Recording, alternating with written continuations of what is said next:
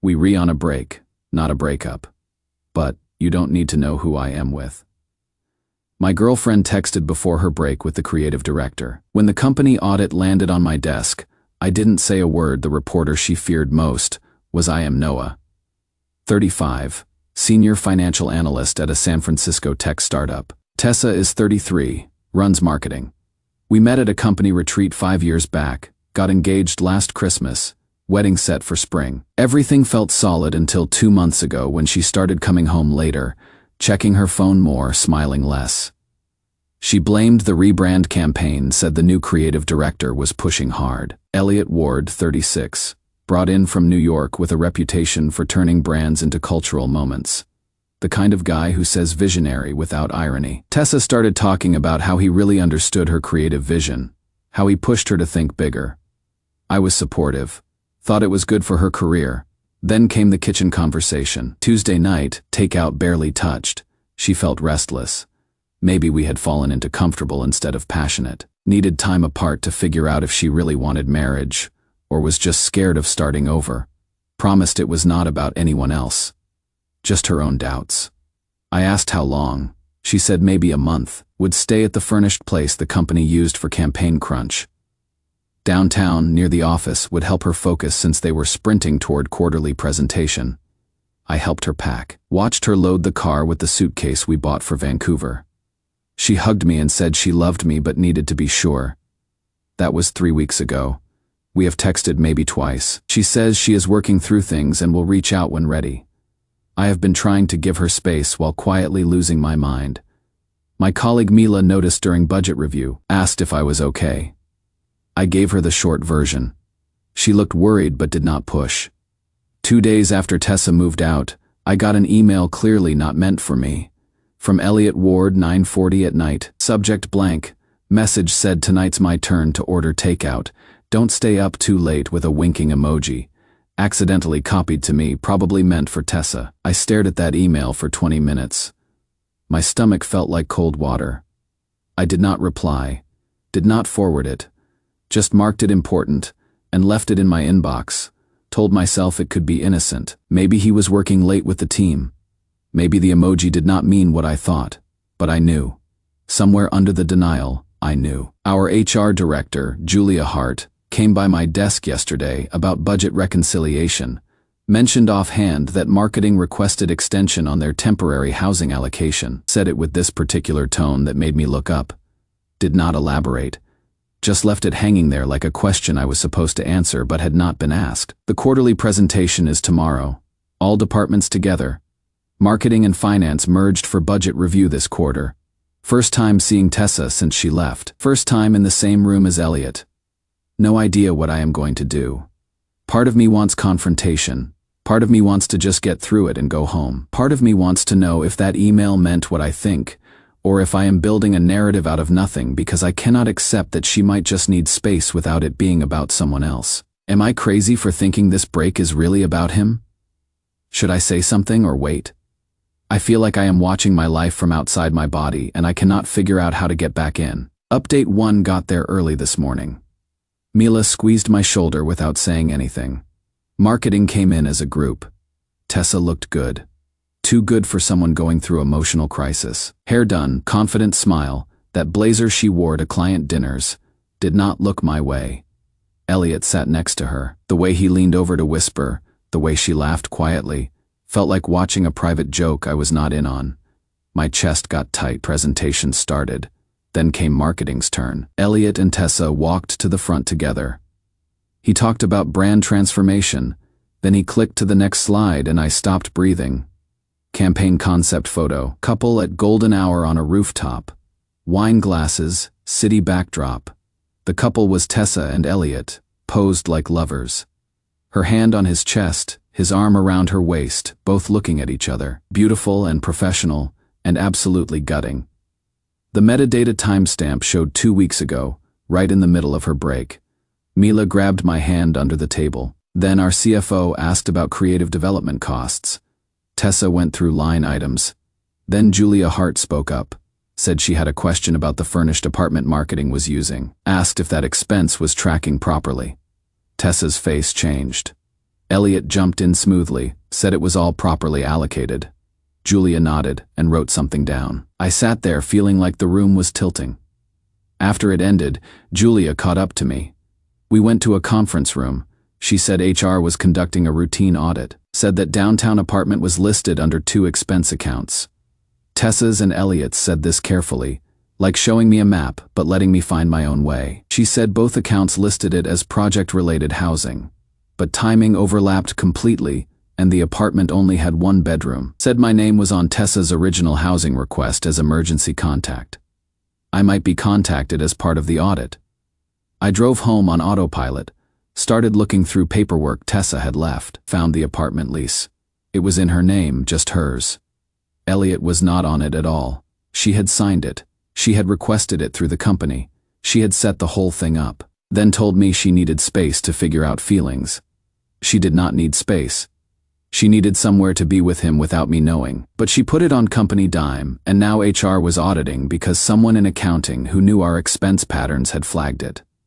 Called Mila. She came over with Thai food.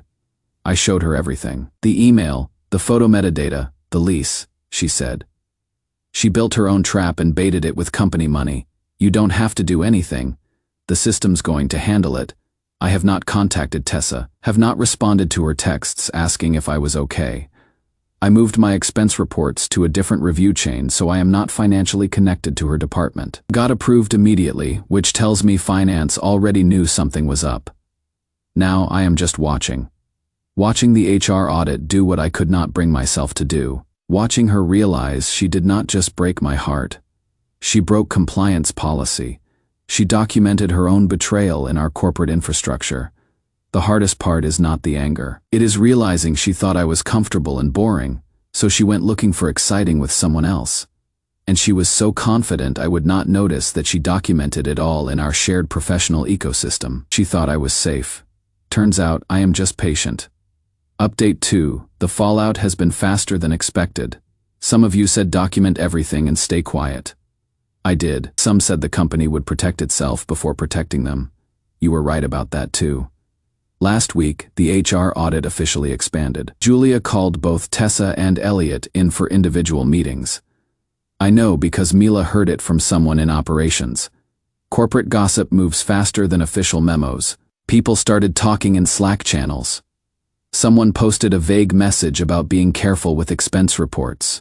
Someone else replied with an eyes emoji. Everyone knew something was happening, even if they did not know exactly what. Then, Elliot made a mistake.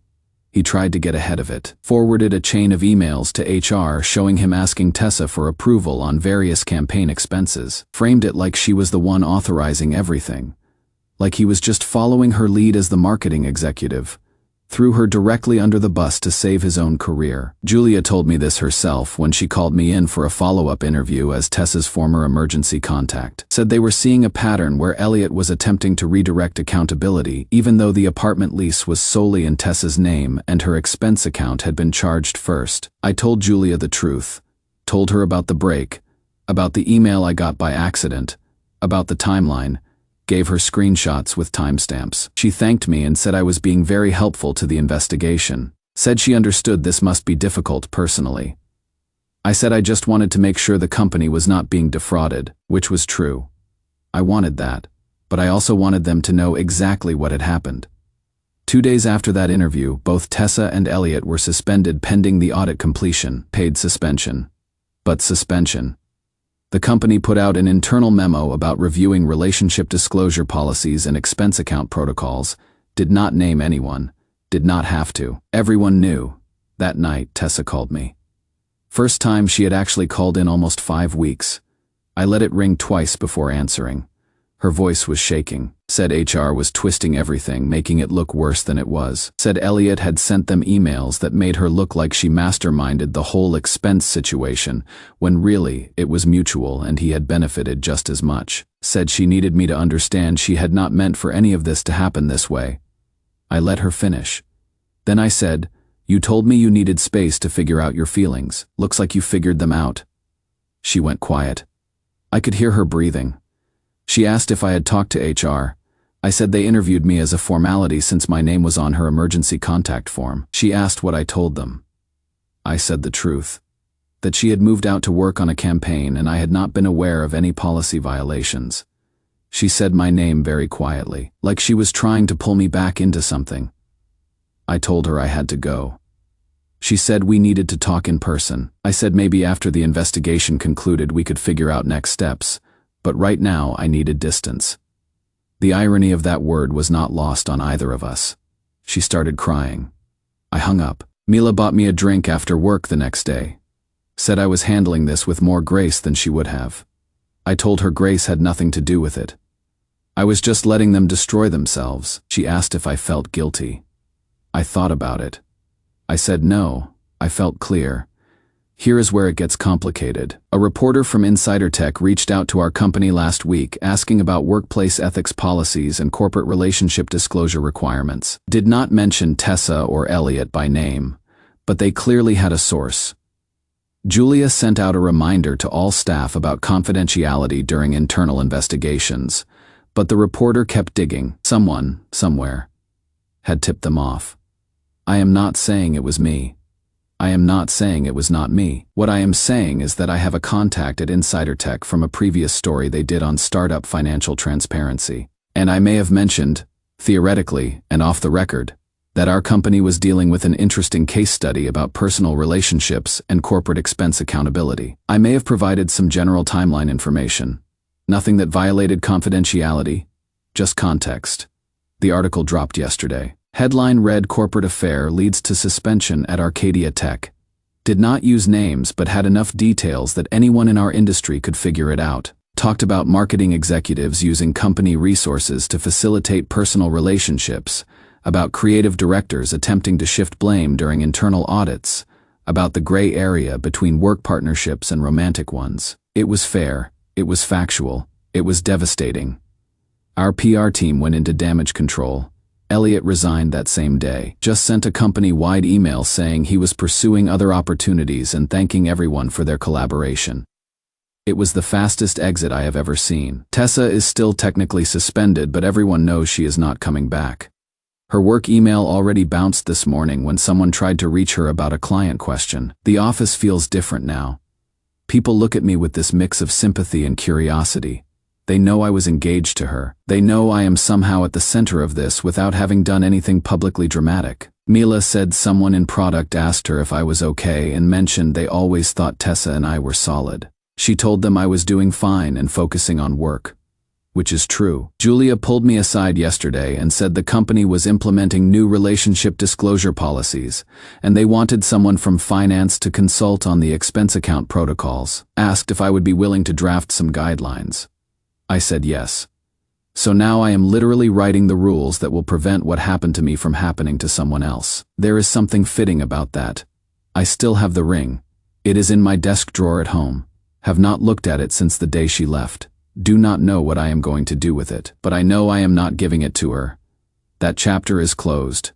She took a break to find passion and excitement. She found a suspension and a resignation and a journalism story she cannot escape. I found clarity. Final update. 6 months have passed. A lot of you asked for a final update. I am writing this from a hotel room in New York. I transferred here 3 months ago as Director of Strategy. It is the role Elliot Ward used to hold before he came to our San Francisco office. Corporate irony at its finest. The position opened up after the scandal forced a leadership restructure. They needed someone from finance who understood operational integration and had a clean track record. My name came up. I interviewed over video with the New York executive team. They offered it 2 days later with significant raise and clear path to VP if I wanted it. I took it. Not because I was running from what happened, because I was running towards something better. San Francisco feels like a past life now. I kept my apartment there, but I am subletting it. Mila visits sometimes. She is seeing someone from product, actually. She told me about it carefully, like she was worried I would be sensitive about relationships after everything. I told her I was happy for her. I meant it. I have not spoken to Tessa since that phone call during the suspension. She left the company officially about a week after Elliot resigned. I heard through office grapevine that she took a position at a smaller agency doing brand consulting. Not in tech. She deleted most of her social media. The few photos that remain are just landscapes and coffee cups. No people. Definitely no Elliot. I found out what happened with them through Mila. Apparently Elliot tried to start his own boutique agency after he left, reached out to Tessa about joining him as a partner. She turned him down. Mila heard from someone who worked with Tessa's old roommate. The story was that Tessa told Elliot she was done lying for men who could not take responsibility for their own choices. I do not know if that is exactly what she said, but it sounds right. It sounds like someone who finally learned something. Last week I was in the airport lounge before a conference in Boston, reading a report on my tablet, drinking mediocre coffee. I looked up and saw her. Tessa. She was thinner. Her hair was shorter. She looked tired in a way that goes deeper than just lack of sleep. She was alone, standing in line at the coffee counter for a second. I thought about pretending I had not seen her, but we made eye contact. There was no avoiding it. She walked over after she got her coffee, asked if she could sit. I said okay. We sat there for a minute in silence. She said she had heard I moved to New York. I said I had heard she left the company. She nodded, said it was for the best. I did not argue. She asked how I was doing. I said good, better than I expected. She said she was glad. Then she said something that surprised me. She said Elliot had offered her a job at his new agency. She said she turned it down because she realized she had spent too long letting other people write the script while she just played her part. She said she was done with that. She was working on smaller projects now, things she actually believed in, even if they did not sound impressive at parties. I asked if she was happy. She thought about it. She said she was getting there. She was in therapy. She was rebuilding friendships she had neglected. She was learning to sit with discomfort instead of running from it into someone else's arms. It was the most honest thing she had said to me in years. I told her I was glad she was figuring it out. She said it was too late for us. I said yes. She asked if I hated her. I said no. I said I was angry for a while, but mostly I was just disappointed. Disappointed that she thought so little of what we had that she documented her betrayal in spreadsheets and expense reports. Disappointed that she chose excitement over honesty. But hate takes energy I do not want to spend on her anymore. She said that was fair. She said she thought about reaching out 100 times over the past 6 months, but she did not know what to say. She said sorry, felt insufficient. I told her sorry was not what I needed anyway. What I needed was to understand why, and I had figured that out on my own. She needed validation she was still desirable. She needed to feel chosen. She needed something that felt less safe than what we had, and she burned everything down to get it. She nodded, said that was accurate. Said therapy was expensive, but clarifying. We both almost smiled at that. It was the closest we had gotten to our old rhythm, but the rhythm was not ours anymore. It belonged to people we used to be. They called my flight. I stood up. She stood up too. She said she hoped New York was good to me. I said I hoped her smaller projects turned into something meaningful. We shook hands. It felt formal and sad and right. I walked to my gate and did not look back. Here is what I learned from all of this. Space does not fix broken things. It just gives you room to see them clearly. Tessa thought she needed space to find herself. What she really needed was to face herself. She just did not want to do that with me watching, and I thought I needed closure. Some kind of final confrontation or confession that would make it all make sense. But closure does not come from other people. It comes from deciding you are done carrying their choices. I am doing good work in New York. I am building something new. I went on 2 dates last month. Nothing serious yet, but I am not scared of trying. The ring is gone. I sold it and donated the money to a financial literacy nonprofit. Felt better than keeping it or returning it. Felt like transformation instead of bitterness.